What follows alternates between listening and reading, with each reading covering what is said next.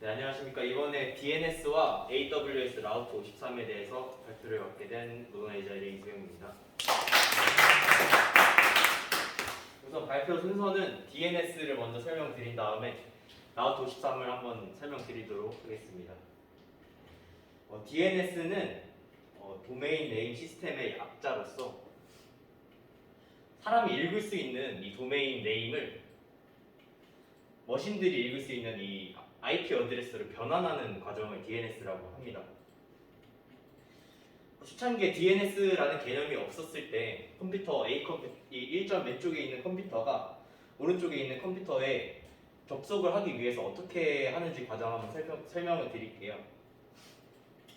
우선 왼쪽에 이런 IP를 가지고 있는 컴퓨터에서 수브로.com이라는 도메인 네임을 가진 컴퓨터에 접속을 하려고 해요.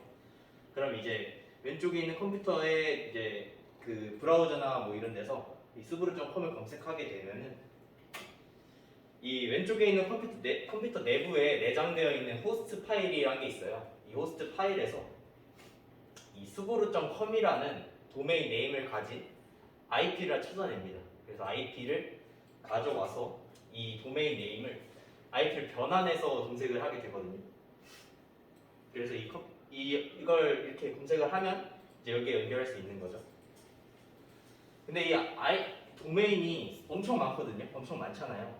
이 엄청 많은 도메인을 호스트 파일로 관리를 하는데 어디서 관리를 해주느냐? 이 스탠포드 리서치 인스티튜트라는 기관이 따로 있는데 이 기관에서 관리를 해준다고 해요. 근데 어떻게 관리를 하냐면 이 2.2.2.2라는 IP를 가진 그 컴퓨터의 사용자가 수브로.com이라고 다른 사람들이 URL에 검색을 했을 때 내 컴퓨터의 IP로 오게 해주세요라고 요청을 합니다. 그럼 이 기관에서 1년의 심사를 거쳐서 호스트 파일에 등록을 하게 되는 거죠. 이 등록을 마친 다음에 이제 이 1.1.1.1이라는 IP를 가진 컴퓨터에서 이 기관에서 등록을 해준 업데이트를 해준 호스트 파일을 다운받아서 가져오게 됩니다. 이 방식의 장점 두 가지가 존재하는데 장점 한 가지는 이 하나의 유저가 이 호스트 파일을 관리하지 않아도 된다는 점, 이 장점이고요.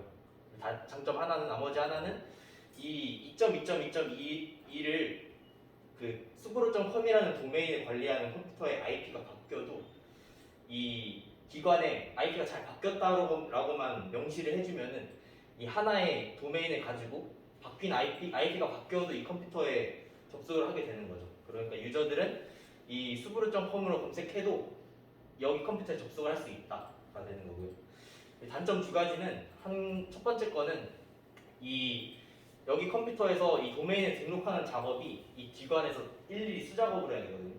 그래서 물리적인 시간과 물리적인 돈과 뭐 시간이 함께 낭비가 되는 거죠. 그래서 좀 번거롭고, 그리고 이 컴퓨터에서 이 호스트 파일을 항상 최신화 시켜줘야 돼요. 최신화 시켜지지 않은 상태에서 이 수브로.com이 여기 이 컴퓨터 다운받은 호스트 파일에 등록되지 않았는데 접속을 하게 되면 접속이 안 되는 단점이 있었습니다. 이런 단점 때문에 이 기관에 다니고 있던 존 포스텔과 폴 메카페트리스라는 사람이 도메인 네임 시스템을 만들게 되는 것이죠.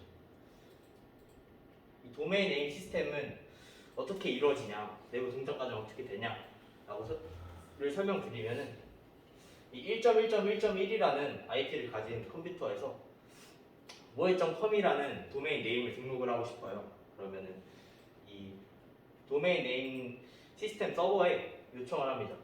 뭐해.com을 1.1.1.1이라는 IP로 등록을 해줘. 반대로 1.1.1.1이라는 IP를 뭐해.com이라고 등록을 해줘 라고 요청을 하게 되고요. 1년의 심사를 또 거쳐서 이 DNS 서버에서는 이제 뭐해.com은 1.1.1.1이다 라고 기억을 하게 됩니다. 그런 다음에 이제 이 다른 사용자들이 뭐해.com을 검색을 하게 되면은 이전에 대전제가 하나 있는데 저희가 컴퓨터를 이용할 때 랜선을 뽑거나 아니면 와이파이를 연결을 하게 되면은 엄청 그 DHCP라는 메커니즘으로 인해서 저희 컴퓨터에 DNS 서버 하나가 할당이 돼요. 그래서 이 DNS 서버랑 이게 연결이 되거든요. 그렇기 때문에 이제 이 앞전에 여기서 등록을 해줬잖아요. 모해.com이 1.1.1.1이다라는. 그렇기 때문에 이제 왼쪽에 유저들이 모해. 이 호스트 파일을 처음에 이 모해.com을 검색을 했을 때 이 유저 내부에 있는 호스트 파일 한번 봐요. 모해.com이 해당하는 IP가 있는지 확인을 하고 없다면 이 DNS 서버에 물어보는 거죠. 이 모해.com에 해당하는 IP를 알고 있으면 주세요라고. 그럼 이 DNS 서버는 이 모해.com에 해당하는 IP를 알고 있기 때문에 이 유저에게 1.1.1.1이라는 IP를 주게 되는 것입니다. 그래서 이 둘이 연결이 될 수 있는 거죠. 이 도메인 네임 시스템 서버는 두 가지의 역할을 한다라고 알고 지금 방금 설명드렸는데 이 도메인 네임과 IP를 연결해주고 싶은 사람에게 이 도메인 네임과 IP를 연결해주는 작업이 첫 번째고, 두 번째 작업은 어떤 특정 유저가 이 해당하는 도메인 네임을 검색을 했을 때 이 도메인 네임에 해당하는 IP를 알려주는 작업, 이 두 가지 작업을 하거든요. 이 두 가지 작업을 과연 하나의 DNS 서버에서 할까요? 여러 대가 있을 것 같은데. 네, 아닙니다. 여러 대가 있어요. 여러 대가 협업을 하면서 이 도메인 네임에 해당하는 IP를 알려주는데 어떻게 협업을 하냐면 블로그.모해.com이라는 도메인 주소가 있어요. 네임이 있어요. 이 네임에 사실 뒤에는 점이 하나가 붙거든요. 이 점은 루트라고 얘기하고 이 점을 기준으로 서버가 한 대 한 대씩 존재를 하고 이 각각의 서버는 루트 그리고 탑 레벨, 세컨드 레벨 그리고 서브라고 얘기를 한다고 해요. 이 점을 기준으로 이 서버 한 대씩 다 존재하게 되고 이 서버가 각각 하는 역할은 같은데 서버마다 맡은 파트가 달라서 이 역할이 분배되고 있는 거거든요. 이 같은 역할을 하는 서버인데 어떠한 파트들을 맡고 있느냐를 이제 설명드리겠습니다. 우선 아까처럼 계속 했던 과정을 계속 반복을 하고 있는 건데 DNS 서버 랜선을 꽂거나 와이파이를 연결하게 되면은 이제 이 클라이언트의 DNS 서버가 할당이 되죠. 할당된 DNS 서버에게 이 해당 주소에 해당하는 IP를 물어봅니다. IP가 있냐? 그럼 이 서버는 처음에 루트에게 한번 물어보게 돼요. 이 블로그.모해.com이라는 도메인 네임에 해당하는 IP 주소를 알고 있느냐? 그럼 이 루트는 난 그거는 모르겠고 .com으로 끝나니까 .com을 관리하고 있는 탑레벨의 서버에 대한 정보를 너에게 주겠다. 얘한테 물어봐라라고 해요. 그럼 이제 이 DNS 서버는 .com을 관리하는 탑레벨 서버에게 또 다시 물어보게 됩니다. 이 주소에 해당하는 IP 알고 있니? 라고. 그럼 이제 탑레벨 서버는 나 모르겠는데 모해.com으로 끝나네? 그럼 나 이거 여기를 관리를 하고 있는 세컨드 레벨 서버에 대한 정보를 줄게 라고 해서 이 세컨드 레벨에 대한 정보를 줍니다. 그럼 이 DNS 서버는 또 여기 마찬가지로 물어보게 되고 이 세컨드 레벨 서버는 이거의 IP는 잘 모르지만 이 블로그.모해.com을 관리하고 있는 서버의 정보를 알려줄게 라고 해서 마지막으로 이 서버의 정보를 받고 이 서브 도메인 서버에게 물어보게 됩니다. 최종적으로 이 서브 도메인 서버는 이 블로그.모해.com이라는 도메인 네임의 IP를 알고 있기 때문에 이 1.1.1.1을 이 DNS 서버에게 알려주게 되고 이 DNS 서버가 이제 유저에게 알려주게 돼서 이 유저가 1.1.1.1에 접속을 할 수 있게 되는 거죠. 이제부터 모해.com이라는 도메인을 등록을 하는 과정을 한번 살펴볼게요. 등록자가 1.1.1.1이라는 IP를 모해.com이라는 도메인 주소에 연결을 하려고 하는 상황이에요. 지금 DNS 서버 체계의 최상단에는 ICANN이라는 그 비영리 단체가 있거든요. 이 비영리 단체가 하는 일은 루트네임 서버를 관리하는 일을 해요. 이 루트네임 서버를 관리를 하고 있는데 이 루트네임 서버에는 a.root servers.net이 넷부터 m까지 있거든요. 그래서 총 13개가 있어요. 13개가 있고 13개의 서버는 또 성능 좋은 컴퓨터로 여러 대로 나눠져 있어서 한 100몇 개 정도 있는 것 같아요. 그러니까 아무튼 저희는 예시로 a.root server.net을 net이라고 이 서버의 명칭을 하겠습니다. 그리고 이 상단에는 레지스터라고 등록소가 있는데 이 등록소의 역할은 탑레벨 도메인 서버를 관리하는 역할입니다. 이 탑레벨 도메인 서버는 .com을 관리하고 있는 탑레벨 도메인 서버로 예시를 들 거고요. 그 서버의 그 정보는 a.gtld servers.net이라고 하겠습니다. 예시로.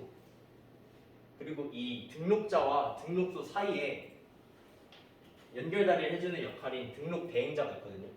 이 등록 대행자는 이 등록자로부터 등록자가 원하는 도메인을 받아요. 그래서 등록소에게 물어봐요. 야, 이 해당하는 IP를 가지고 있는 사람이 이 moe.com이라는 도메인을 쓰고 싶다는데 이거 써도 돼? 라고. 그럼 이 등록소는 일종 심사를 거쳐서 써도 되면은 이렇게 연결해 줍니다. 너 이제 써도 돼. 도메인. 그럼 여기까지가 이제 도메인을 구매하는 과정이 이렇게 되는 거고요. 그리고 도메인을 구매만 한다고 해서 이 moe.com이라고 사람들이 접속을 했을 때 이 1.1.1.1에 접속을 할 수 있는 건 절대 아니에요. 이 moe.com을 운영하고 싶은 사람이 이제 서버를 하나 만들어야 되거든요. 이 서버를 따로 만들 수도 있는데 이 등록 대행자가 대신 서버를 만들어주기도 해요. 이 역할은 뒤에 라우트 53에서 설명을 또 드릴게요. 아무튼 그래서 방금까지가 도메인을 구매하는 과정이었고 이제부터 구매한 도메인에 IP를 연결하는 과정을 한번 설명드릴게요.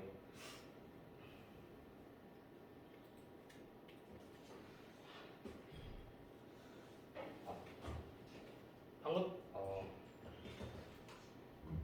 아까 앞쪽에서 계속 일련의 과정을 설명드린 것처럼 이 루트네임 서버는 탑레벨 서버의 정보를 가지고 있잖아요. 이것처럼 탑레벨을 관리하는 서버에게 moe.com을 관리하고 있는 네임 서버의 정보를 주어야 되거든요. 그 과정을 한번 살펴볼 건데 이처럼 이 등록자가 등록 대행자에게 moe.com이라는 도메인 네임을 관리하고 있는 네임 서버는 a.iana servers.com이다라고 알려주게 되면은 등록 대행자는 이거 그대로 등록소에게 주어서 등록소에 이 탑레벨 도메인 .com을 관리하는 탑레벨 도메인에게 요놈의 정보를 주게 됩니다. 그래서 이 루트네임 서버와 탑레벨 서버가 연결됐고 탑레벨과 이 IP를 가지고 있는 네임 서버가 또 연결이 되는 거죠. 그런 다음에 이제 이 moe.com이라는 도메인 네임의 IP는 1.1.1.1이다를 등록자가 여기 저희가 만들어준 그 등록 대행자를 통해서 만들어준 서버에게 정보를 줘서 이렇게 결국 최종적으로 이 네임 서버가 이 moe.com은 1.1.1.1이다 1.1.1.1이라는 IP를 가지고 있다 라고 알려주게 되는 겁니다. 그래서 한 번 더 살펴보면은 처음에 이 사용자가 그 아까 DHCP라는 메커니즘으로 인해서 도메인 네임 서버에 연결이 되고 moe.com을 검색을 했을 때 이 DNS 서버는 루트에게 먼저 물어보고 이 루트는 탑레벨 도메인의 정보를 주고 왜냐면은 이 moe.com에 대한 주소를 모르니까 .com을 알고 있는 탑레벨 도메인 주소를 줬어요.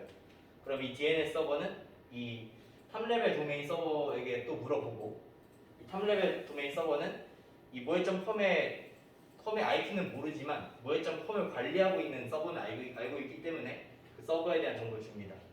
그리고 마지막으로 DNS 서버가 이 moe.com에게 물어보고 moe.com의 IP를 알고 있는 서버에게 물어보고 이 네임 서버는 뭐에.com을 해당하는 IP를 알고 있기 때문에 1.1.1.1을 주게 되어서 이제 이 컴퓨터와 이 뭐에.com을 관리하고 있는 컴퓨터가 연결이 될 수 있는 거죠.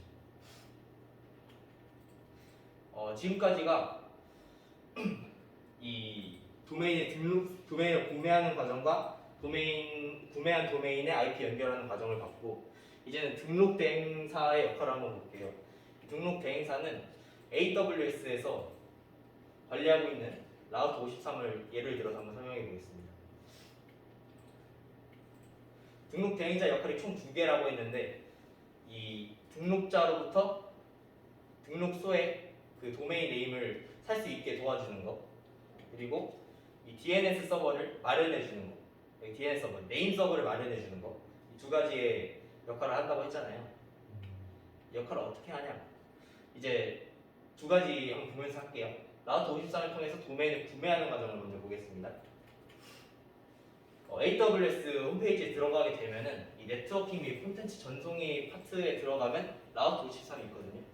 여기에 들어가게 되면은 이제 도메인에 등록할 수 있는 창이 나와요. 이 도메인 등록에 들어가서 본인이 관리하고 있는 컴퓨터 IP에 할당하고 싶은 도메인 주소를 여기 적어줘요. 근데 모에는 이미 있더라고요. 그래서 모 한 다음에 슬래시 한 다음에 새로 해봤는데 이거는 없어요. 그리고 1년에 12,000원 정도 내신다고 생각하시면 됩니다. 아무튼 확인을 누르고 장바구니 추가 눌러서 위쪽에 계속이 있거든요. 계속 누르게 되면은 이 세부 정보를 입력하는 칸이 나오고 여기에 이메일과 뭐 전화번호를 적어주게 됩니다. 그래서 아무튼 이렇게 해서 구매를 한 겁니다. 여기 도메인 구매는 간단하거든요, 되게. 그래서 이게 도메인을 구매한 화면이고, 여기 잠깐 읽어보면은 도메인이 구매해서 등록하는데 3일 정도 소요된다고 하고요. 그리고 도메인 구매가 성공을 했을 시 아까 세부 정보에서 입력했던 이메일을 통해서 잘 도메인이 구매가 됐다라고 알려주게 된다. 그리고 도메인이 구매가 실패했을 시 실패한 이유에 대해서도 이메일을 통해 알려주겠다라고 나오는 겁니다. 다음으로 넘어가면 구매한 도메인에 이제 IP를 부여해야 하는 과정을 한번 살펴볼게요. 호스티드 존이라는 여기서부터는 이제 구매를 한 다음에 일어난 일이어서 저가 따로 해보지 못했고 사양 코딩 강의에서 캐쳤다고 해요. 호스티드 존 파트에서 여기 들어가게 되면은 이처럼 나 구매한 도메인에 이미 네임 서버가 등록이 돼 있어요. 알아서 다 해줘요. 도메인을 구매하기만 하면은 여기에 이미 도메인에 해당하는 네임 서버가 이미 부여가 돼요. 그래서 이 네임 서버에 이제 IP를 넣어줘야 되잖아요. 왜냐면 도메인만 산 거니까 IP를 아직 안 넣어준 단계예요. 그래서 여기 들어가면 이제 www.이라는 서브 도메인을 쓸 거고 여기에 들어가게 다른 유저들이 이 URL로 접속을 하게 되면은 여기에 해당하는 IP에 해당하는 컴퓨터에 접속할 수 있도록 값을 적어준 겁니다. 그러면 이 완료 버튼 누르면 바로 이게 생기거든요. 그래서 엄청 간단해요. 이거는 등록 대행사가 이렇게 간편하다라고 하는 걸 설명드리고 싶은 겁니다. 그래서 결국에는 IP를 저희가 도메인을 구매를 하고 구매한 도메인에 IP를 부여를 해줬어요.